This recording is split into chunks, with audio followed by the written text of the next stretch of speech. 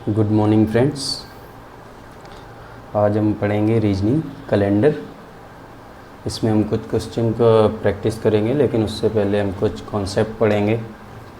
Calendar में क्या क्या कॉन्सेप्ट हैं वो जानेंगे। और तो स्टार्ट करते हैं। अपना रीजनिंग सब्जेक्ट है और कैलेंडर टॉपिक रहेगा, है ना।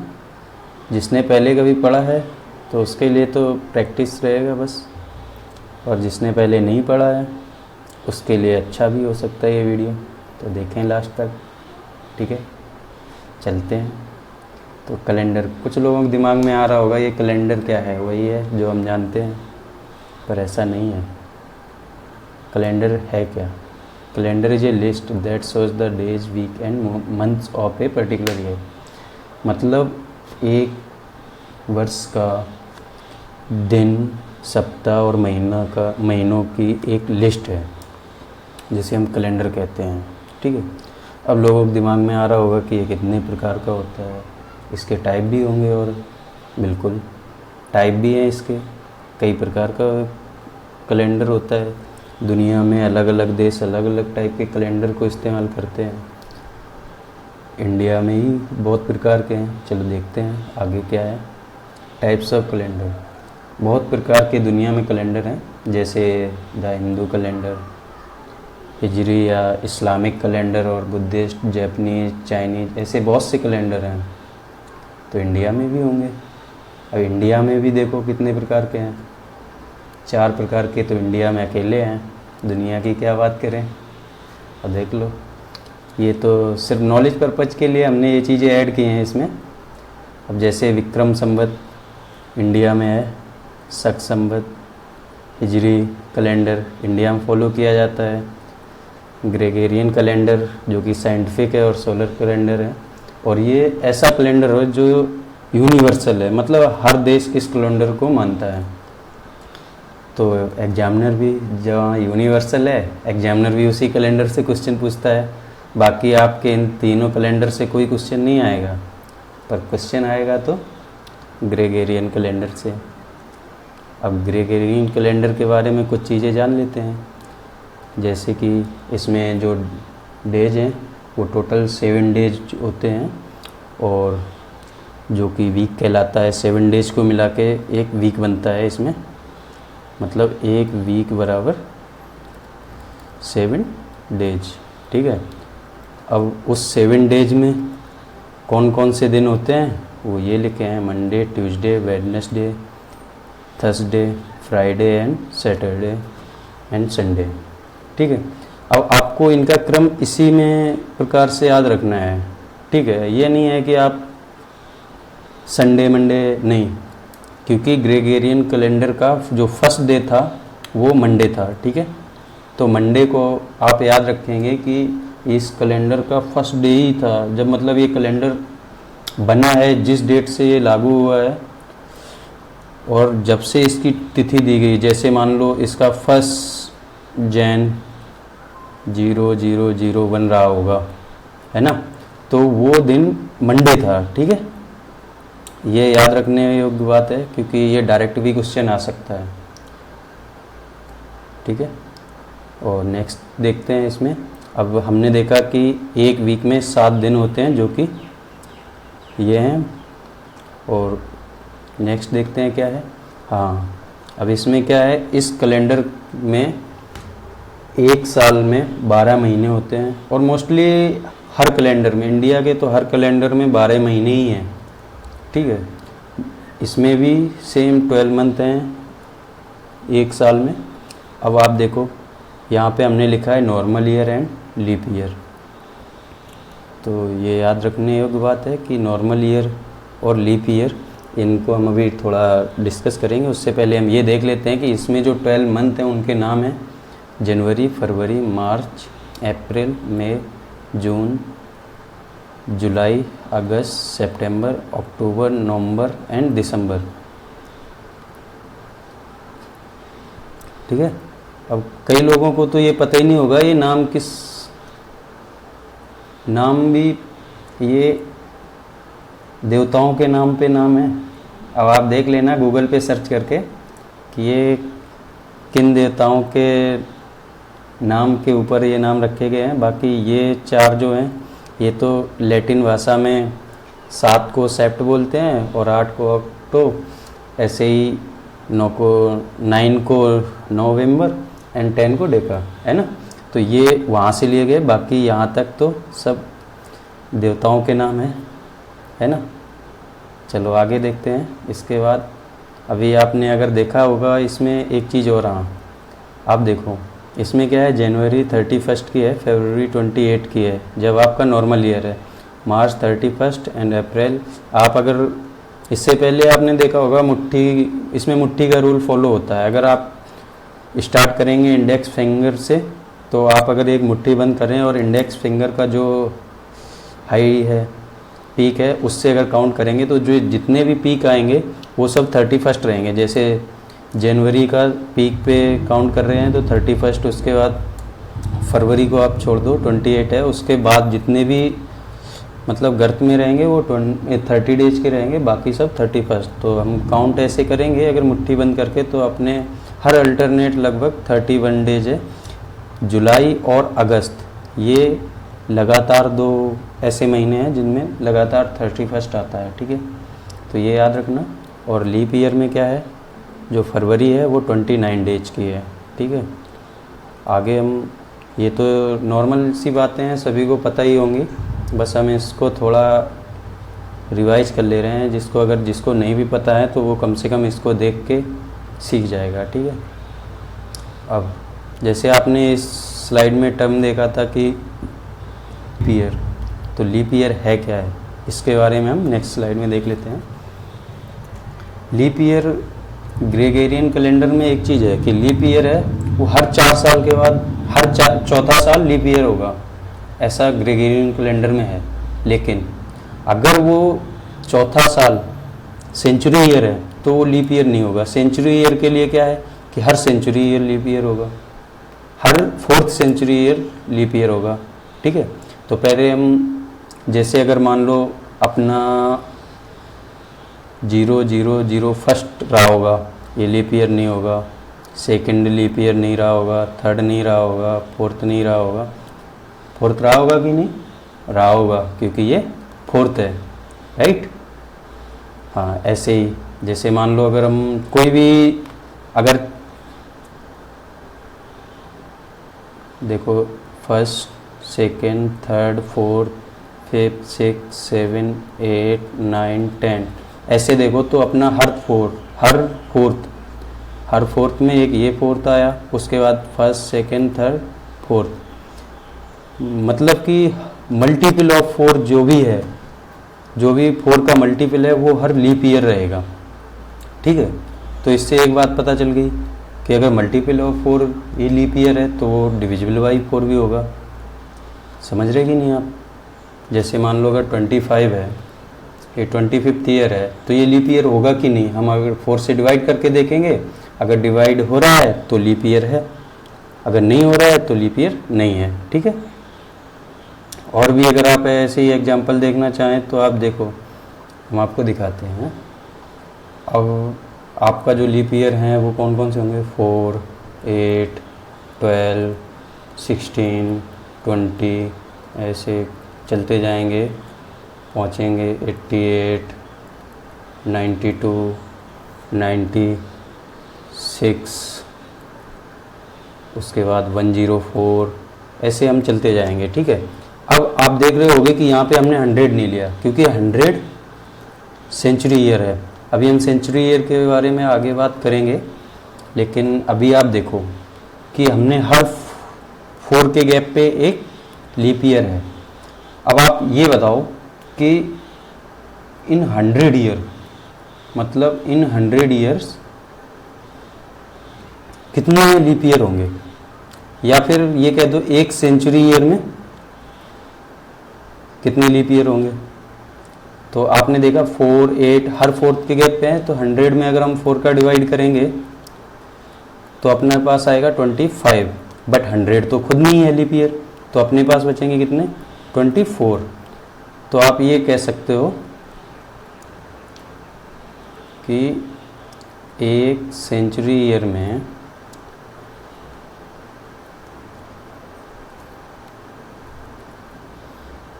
24 लीप ईयर होते हैं। ठीक है, ये डायरेक्ट ही क्वेश्चन आएगा, वैसे इससे कुछ नहीं आना है। ठीक है, बाकी इसकी जहाँ पे ज़रूरत पड़ेगी हम आगे बताएंगे, डिस्कस करते रहेंगे। तो अभी आप देखो एक सेंचुरी ईयर में 24 लीप ईयर होंगे। ठीक है, तो अब थोड़ा सेंचुरी ईयर के बारे में भी आगे जान लेते हैं। तो सेंचुरी ईयर क्या बताया मैंने कि 100 ईयर हैं उनको एक सेंचुरी ईयर कहते हैं। मतलब अगर 200 ईयर हो गए तो 2 सेंचुरी ईयर हो जाएंगे। ठीक है, 300 होंगे तो 3 सेंचुरी ईयर हो जाएंगे। ऐसे ही 400 होंगे तो 4 सेंचुरी ईयर हो जाएंगे। मतलब every 100 year will be consider as 1 century year, right. तो अभी हम सेंचुरी ईयर में लीप ईयर, जैसे अभी हमने पिछली स्लाइड में देखा था कि जो सेंचुरी ईयर होगा वो लीप ईयर नहीं होगा, लेकिन सेंचुरी ईयर अगर लीप ईयर नहीं होगा तो दिक्कत हो जाएगा। दिक्कत तो नहीं होगा हालांकि। अब इसमें क्या है कि फर्स्ट सेंचुरी ईयर नहीं होगा, सेकेंड सेंचुरी ईयर नहीं होगा, थर्ड नहीं होगा, लेकिन 4th सेंचुरी ईयर फिर से लीप ईयर होगा। तो मतलब जैसे हमने वो ईयर नॉर्मल ईयर देखे तो वो हर फोर्थ ईयर लीप ईयर हो रहा था, ऐसे ही सेंचुरी ईयर में हर 4th century year leap year होगा। इसका मतलब ये हुआ कि सेंचुरी ईयर तो हमारे 100, 200, 300 सब 100 के मल्टीपल में है। 400, 500 ये वाली ईयर अपनी सेंचुरी ईयर है, तो ये लीप ईयर नहीं होगा, मतलब नॉर्मल ईयर रहेगा। ये भी नॉर्मल ईयर रहेगा, ये भी नॉर्मल ईयर रहेगा, लेकिन ये लीप ईयर होगा, है ना।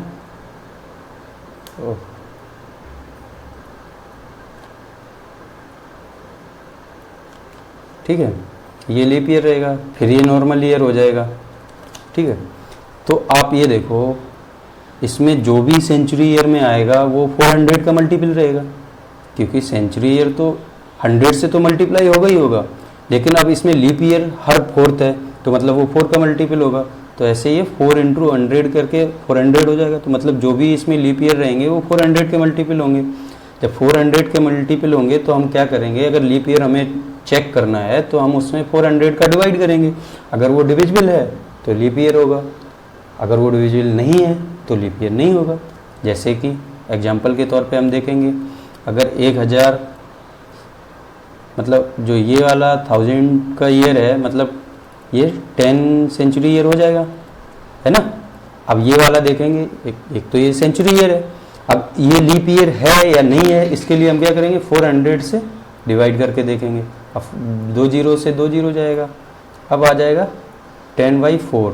अब ये तो 2 रिमाइंडर बच जाएगा। इसका मतलब क्या हुआ कि कंप्लीट डिविजिबल नहीं है। जब कंप्लीट डिविजिबल नहीं है तो लीप ईयर नहीं होगा। ठीक है, और भी देखते हैं, थोड़ा हम क्लियर कर लें स्क्रीन, है ना।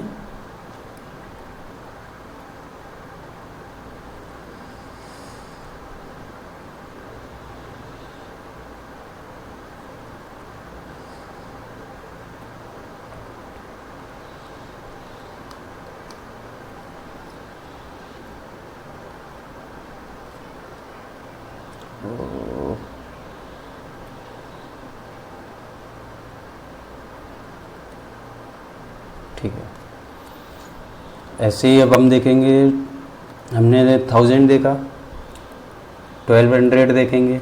अगर 1200 में हम 400 से डिवाइड करेंगे तो मतलब जा रहा है 3 बार, इसका मतलब ये कंप्लीट डिविजिबल है, लीप ईयर होगा। अब आप ये बताइए कि क्या 1900 लीप ईयर है। अब आप कहेंगे कि नहीं, हम तो 1900 को 400 से डिवाइड करके देखेंगे, ये तो डिविजिबल नहीं है, मतलब ये लीप ईयर नहीं है। ठीक है, क्या है ये फिर, नॉर्मल ईयर। अब आपने ये चीज़ें देख ली, चलो नेक्स्ट देखते हैं। अब आप सेंचुरी ईयर, नॉर्मल ईयर के बारे में ज़्यादातर आपको बहुत सारी अंडरस्टैंडिंग आ गई होगी। चलो कोई नहीं, आगे भी देखते हैं, फिर उसके बाद हम क्वेश्चन करेंगे। अब आपने इतना देखने के बाद आप एक बेसिक चीज़ देखो, मतलब जितना आपने अभी तक पढ़ा अब उसको हम समराइज करें तो हम क्या पाएंगे। कैलेंडर ईयर में अपने 2 टाइप के ईयर मिले, एक नॉर्मल और एक लीप। अगर नॉर्मल ईयर में हमने क्या देखा, और नॉर्मल ईयर में जो नंबर ऑफ डेज थे वो 365 है, मतलब अगर आपने ये स्लाइड नहीं देखी है पूरी तो इधर देखो। नॉर्मल ईयर में टोटल नंबर ऑफ डेज अगर आप एवरी ईयर के ऐड कर देंगे तो अपने 365 हो रहे हैं, ठीक है। कितना? 365 नॉर्मल ईयर में, और वही लीप ईयर में 366। क्लियर? तो अभी हम अपनी उस स्लाइड पे चलते हैं। हाँ, अपना नंबर ऑफ डेज कितना निकला? 365 नॉर्मल ईयर में। अब नंबर ऑफ मंथ 12 ही है, नंबर ऑफ मंथ 12 है, तो जो अलग चीज़ थी वो क्या है कि इसमें जो फरवरी है वो 28 डेज की है। नॉर्मल ईयर में फरवरी 28 डेज की होती है, ठीक है। ये मोस्ट इम्पॉर्टेंट है क्योंकि ये ही आपका क्वेश्चन गलत करवाएगा। जहाँ पे भी अगर आप ये भूले तो क्वेश्चन गया, ठीक है। अब आपने देखा 365 डेज में आप मेरे को ये बताओ कि कितने वीक होंगे। जैसे एक वीक तो हमने देखा कितना था, 7 डेज का था, ठीक है। तो 365 डेज में कितने होंगे वीक? आप बोलोगे 7 से डिवाइड कर लो, जितना आएगा अपना, जितनी बार डिवाइड जाएगा उतनी बार उतना ही हमारा अपना वीक हो जाएगा। अब देखते हैं डिवाइड करेंगे अगर हम 7 तो 5 बार तो ये गया, ठीक है। उसके बाद एक यहाँ से बचा, ये ले लिया, कैरी किया, 15 हो गया, तो कितना 2 बार जाएगा। उसके बाद एक बचेगा, तो मतलब हमने इसीलिए लिख दिया क्या, नंबर ऑफ वीक्स कितने हो रहे हैं इसमें? 12 कंप्लीट वीक हो रहे हैं, और एक जो रिमाइंडर बच रहा है वो तो डेज में बच रहा है ना, क्योंकि 365 डेज थे, तो रिमाइंडर कितना बचा? 1 एक्स्ट्रा डेज, ठीक है। चलो ये चीज़ समझ गए होगे आप। अब हम लीप ईयर के बारे में देख लेते हैं इसको थोड़ा। हाँ ठीक है, लीप ईयर में क्या है कि नंबर ऑफ डेज हमने देखे 366 है, ठीक है। 366 मिले, इसमें भी नंबर ऑफ मंथ सेम ही रहे 12। और एक बार और एक्सपेंड करते हैं, इसमें क्या है, अंतर क्या है कि इसमें फरवरी 29 डेज की है, ठीक है। सॉरी, फरवरी 29 डेज की है, ओके। उसके बाद अब 29 डेज की है तो अपने डेज एक, क्योंकि नॉर्मल ईयर में तो 365 डेज थे, इसमें हो गए 360 डेज, 366 डेज। अब यहाँ पे हमने देखा था वीक निकाले थे तो क्या था, 7 से डिवाइड किया, इसमें भी हम 7 से डिवाइड करेंगे तो यहाँ 52 टाइम्स तो कंप्लीट जा रहा था, उसके बाद एक रिमाइंडर आ रहा था। अब सेम इसमें एक बढ़ा तो इसमें रिमाइंडर ही बढ़ेगा, है ना। 52 टाइम्स तो कंप्लीट जाएगा, उसके बाद 2 रिमाइंडर आ जाएगा। तो इसमें मतलब जो नंबर ऑफ वीक्स रहेंगे आपके वो कितने रहेंगे? 52 वीक्स रहेंगे और 2 एक्स्ट्रा डेज, ठीक है, क्योंकि 2 हमारा जो रिमाइंडर बच रहा है वो एक्स्ट्रा डेज हो गया। अब आप सोच रहे होंगे कि इतनी चीज़ें पढ़ी, ये अब एक्स्ट्रा डेज क्या हो गया? एक्स्ट्रा डेज तो आप समझ गए, जो मतलब एक्स्ट्रा आपका बचा, कंप्लीट वीक होने के बाद जो एक्स्ट्रा बचा वो एक्स्ट्रा डेज। कोई नहीं, आगे इस टर्म को भी और क्लियर कर दे रहे हैं आपके लिए।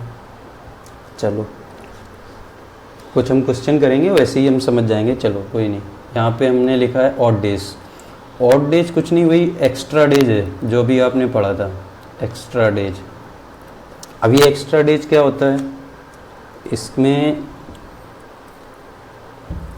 जो टोटल नंबर ऑफ डेज रहेंगे आपके, कभी भी टोटल नंबर ऑफ डेज, उसमें आप 7 से डिवाइड करोगे तो जो रिमाइंडर आएगा आपका, रिमाइंडर वो आपका एक्स्ट्रा डेज कहलाएगा। जैसे फॉर एग्जांपल आपने 15 लिया, अगर 15 में 7 से डिवाइड करेंगे तो आपका रिमाइंडर 1, मतलब 1 एक्स्ट्रा डेज हो जाएगा, ठीक है। लेकिन हम एक्स्ट्रा डेज ना कह के उसको हम ऑड डेज कहेंगे, और हर समय हम ऑड डेज ही कहेंगे, चाहे आप हिंदी में समझ रहे या इंग्लिश में, ठीक है। इसको हम ऑड डेज कहेंगे। ये आप बहुत इंपॉर्टेंट चीज़ है, आप इसको भूलना नहीं बिल्कुल भी। ऑड डेज क्या है? Total number of days divided by 7, जो भी आपका रिमाइंडर आएगा that will be odd days. Clear? अब एक इसी के साथ एक चीज़ और समझा देते हैं, ठीक है। अब आपने यहाँ पे फॉर्मूला भी लिखा है कि ऑड डेज क्या है, तो number of days divided by 7। Suppose करो आप आज मान लो 10 जून है, ठीक है, 10 जून, और आज संडे है, ठीक है, मतलब सपोज क्या करना, वो तो है। अब आप ये बताओ नेक्स्ट संडे कब आएगा, मतलब संडे के बाद मंडे आएगा, उसके बाद ट्यूसडे आएगा, उसके बाद वेडनेसडे आएगा, थर्सडे आएगा, फ्राइडे आएगा, फिर सैटरडे आएगा, उसके बाद फिर संडे आएगा, है ना। पर मैंने तो ये पूछा था कि कब आएगा, कितने दिन बाद आएगा, या फिर किस डेट को आएगा। तो आप देखो आज तो 10th है, कल 11th हो जाएगी, ट्यूसडे को 12, फिर 13, फिर थर्सडे को 14, फिर 15, फिर 16, फिर 17। एक चीज़ आपने नोट की कि 10 के एग्जैक्ट 7 डेज बाद फिर से डेज रिपीट हो रहा है। मतलब आप ये कह सकते हो कि अगर 10 जून को संडे है तो नेक्स्ट संडे इसमें अगर हम 7 जोड़ दें तो मतलब 17 को होगा, है ना। अब उसके बाद नेक्स्ट संडे अगर हमें निकालना है तो फिर हम +7 कर देंगे, मतलब 24 को हो जाएगा। उसके बाद फिर हमें निकालना है, अगर 7 इसमें भी जोड़ेंगे तो 24 और 7 31 होगा। लेकिन आप बताओ मेरे को, जून 31 का होता है? नहीं। जून में 31 होता है? नहीं। तो जून तो 30 का होता है। इसका मतलब क्या हुआ कि एक मिनट, जून तो 30 का होता है, तो 30 के बाद क्या आएगा? 1 जुलाई, तो मतलब 1 जुलाई को होगा। तो आपने क्या देखा कि यहाँ पे जो +7 हम करते जा रहे हैं तो डे रिपीट हो रहा है ना। मतलब कोई भी आपको अगर डेट दी है उसमें अगर हम 7 ऐड करेंगे और हम पूछेंगे कि 7 ऐड करने के बाद आपका कौन सा दिन आ रहा है, तो आप कहोगे कि सेम डे जा रहा है, क्योंकि हमने निकाल के देखा, है ना। इतना तो क्लियर हो गया होगा। ठीक है, चलो इसी पे फिर से एक बार हम देखते हैं और गहन अध्ययन करते हैं इस पे। हमने देखा 10 को संडे, ठीक है, फिर 17 को संडे, उसके बाद 24 को संडे, ठीक है। अब आप मेरे को ये बताओ, यहाँ से +7 डेज है, यहाँ से 7 डेज, ठीक है। अगर हम ये पूछें कि 17 को संडे है तो 18 को क्या होगा? 18 को बोलोगे आप मंडे हो जाएगा, बिल्कुल। ऐसे ही अगर बोलूँ 25 को क्या होगा, तो 25 को फिर मंडे हो जाएगा। मतलब आप ये देखिए कि यहाँ से हम चले थे तो 7 दिन ऐड किए थे तो संडे हो रहा था, लेकिन अगर हमने एक दिन और आगे गए तो मतलब कितने दिन हो गए? 10 से 8 डेज बाद क्या हो रहा है? मंडे आ रहा है कि नहीं? और वही आप देखो एक बार फिर से कि 10 से अगर अपने यहाँ पे 7 14 थे और उसके बाद मतलब हम एक दिन और ऐड कर रहे हैं, 15 डेज बाद फिर क्या आ रहा है? मंडे। अब आप एक चीज़ देखना कि जब 8 डेज है, 8, अगर हम इसको 7 से डिवाइड करें तो अपना रिमाइंडर कितना आएगा? 1। मतलब कि ये ऑड डेज कितना आया? 1। मतलब कि जो 10 के बाद 1 ऐड करने पे जो 11 को होगा डे, वही अपना 8 को होगा, वही 15 को होगा। अगर हम 15 में भी 7 का डिवाइड करके देखें तो रिमाइंडर 1, मतलब ऑड डेज 1, है ना। मतलब 15 डेज बाद वही दिन होगा जो 10th में 1 और डेज ऐड करने पे दिन होगा। मतलब 10th को अगर संडे है तो 1 ऐड करने पे 11th को मंडे है, तो अगर हम 15 जोड़ेंगे या 8 जोड़ेंगे, वो वही दिन होगा जो आज में हम एक जोड़ के करेंगे। जैसे और इसको अच्छे से समझने के लिए एक दो एग्जांपल लेते हैं। 17,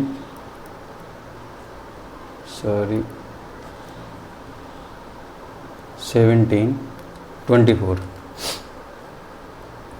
17 के बाद मान लो 19 लिया हमने, तो यहाँ तो अपना +7 था, 7 से प्लस कितना हो गया 2। अगर हम टोटल कितना होगा 9 डेज, ठीक है हुआ ना। अब 9 डेज में अगर हम 7 का डिवाइड करें तो ऑड डेज कितना आया, ऑड डेज आया आप बोलोगे 2। कहने का मतलब ये है 19 तारीख को वही दिन होगा जो आज से 2 दिन बाद होगा। तो आज अगर संडे है तो 2 दिन बाद क्या होगा, ट्यूसडे। तो 19 को भी ट्यूसडे ही होगा। तो आप एक चीज समझे होंगे कि जो भी डेज दिया है हमें, या फिर और एक चीज क्लियर कर देता हूं, जैसे 19 है, 19 को हमें निकालना है और आज का दिया है, तो आज का डेट क्या है 10, हम घटाएंगे कितना बचा 9 डेज। अब 9 में अगर हम 7 से डिवाइड करेंगे तो अपना कितना 2 रिमाइंडर आया, मतलब 2 ऑड डेज, राइट।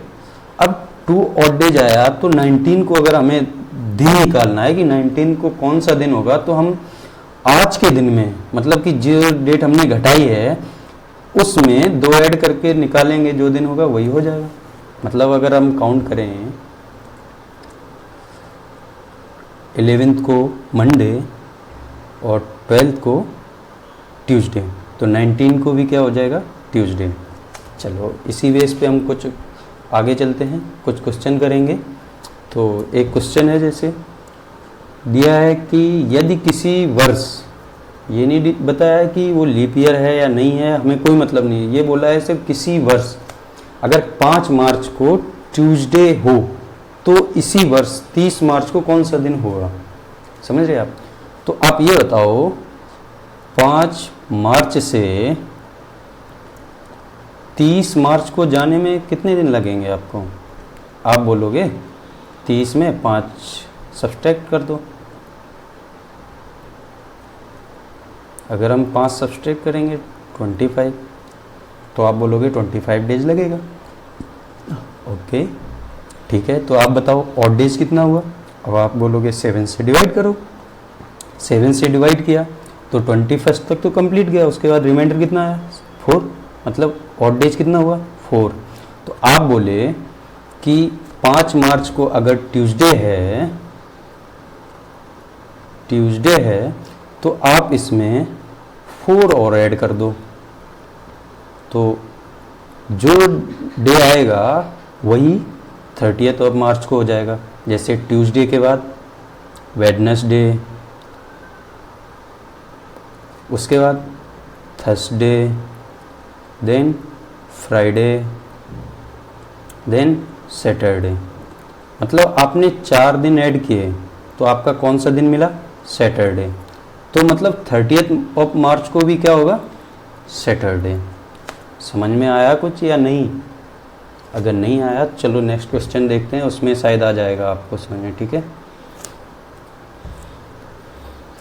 हाँ इसमें लिखा है 2 सितंबर को थर्सडे है, तो इसी वर्ष 19 सितंबर को क्या हुआ। तो आप ये बताओ टोटल नंबर ऑफ डेज कितने हुए बिटवीन। आप बोलोगे 19 - 2 मतलब 17। अब बोलो ऑड डेज कितने हुए। ऑड डेज के लिए आप 17 को 7 से डिवाइड करोगे,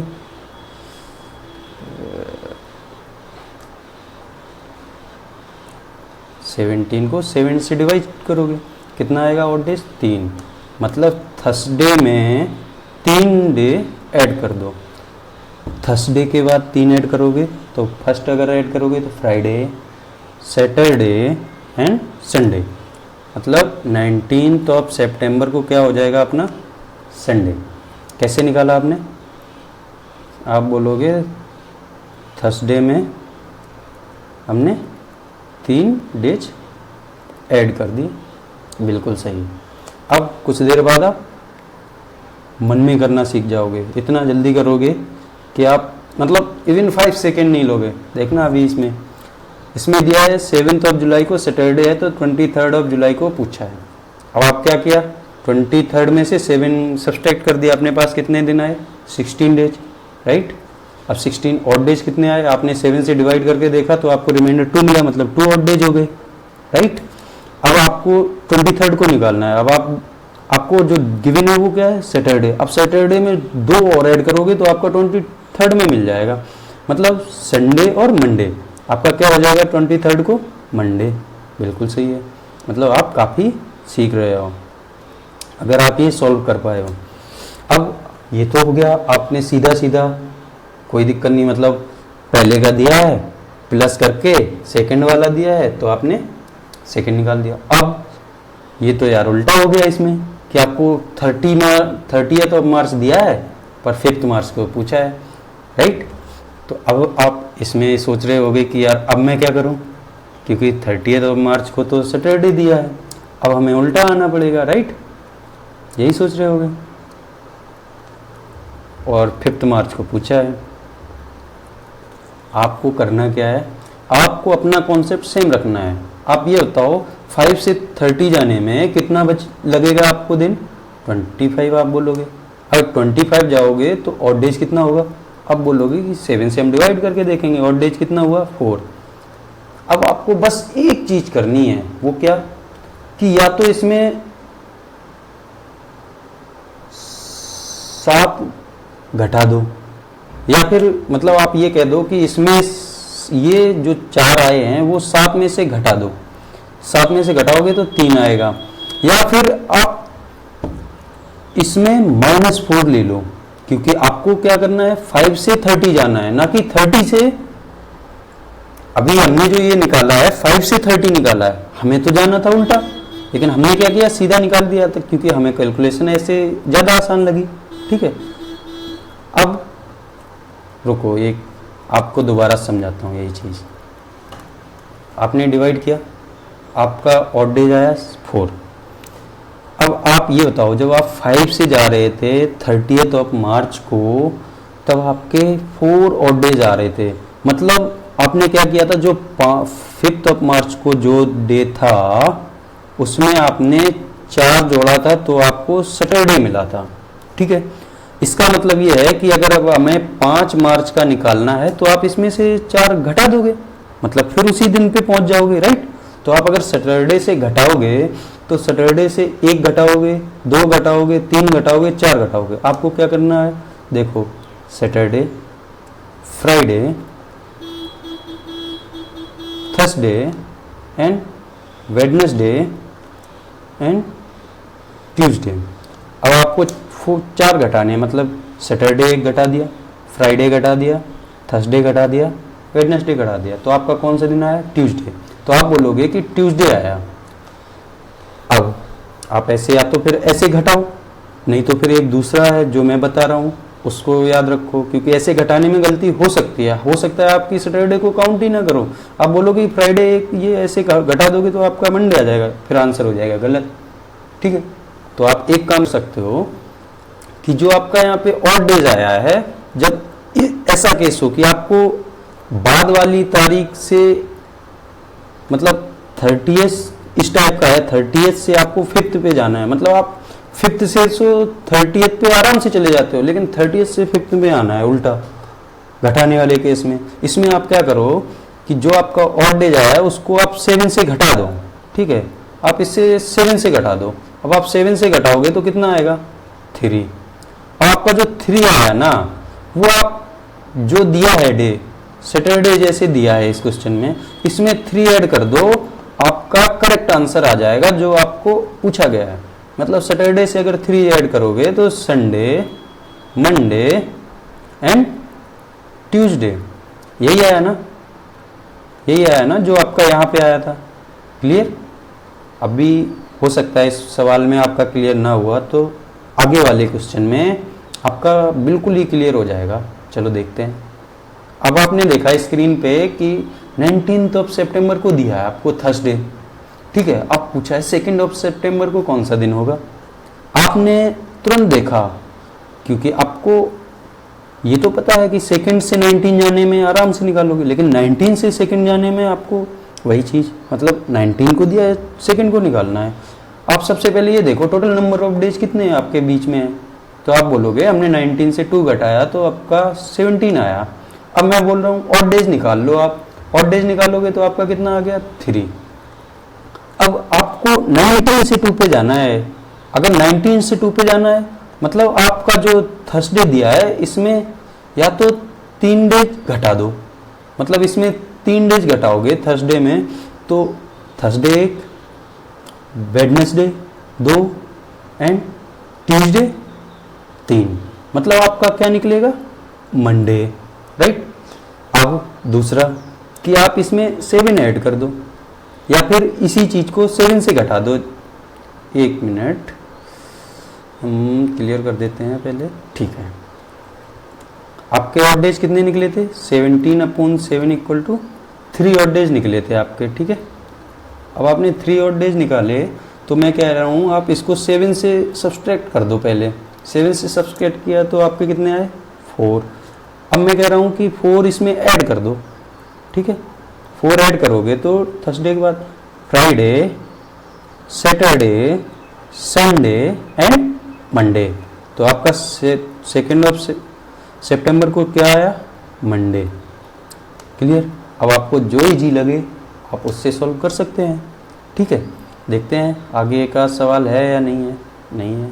चलो थैंक यू फॉर वॉचिंग। अगर आपको समझ में नहीं आया तो एक बार दोबारा देखें और नेक्स्ट वीडियो में हम आपके लिए लेके आएंगे इसी लेवल के कुछ क्वेश्चन और उनके आंसर, मतलब हम इस पर प्रैक्टिस करने वाले हैं ताकि ये वाला अपना लेवल क्लियर हो जाए। उसके बाद हम नेक्स्ट लेवल पे जाएंगे, ठीक है। तो देखना ना भूलें। अगर आपको अच्छा लगे तो शेयर कर दें। Thank you.